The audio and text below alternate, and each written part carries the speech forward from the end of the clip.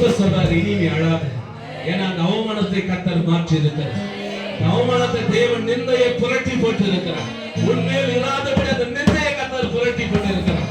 இன்னொரு காரியத்தை கர்த்தர் வெளிப்படுத்துகிறார். இதுவரைக்கும் கழுத்து மேல இருந்த பாரம் கர்த்தர் இன்னைக்கு உடைக்கிறார். ஹல்லேலூயா. இதுவரைக்கும் சரிந்து இருந்த பாரத்தை கர்த்தர் இன்னைக்கு முற்றிலுமாய் உடைக்கிறார். முதுகுல இருந்த பாரத்தை இயேசுவின் நாமத்தில் இப்பொழுது கர்த்தரை கரம் கேளுவதாக. தேவ வல்லமை ஆற்றலை அபிஷேகம் பெறுவதாக.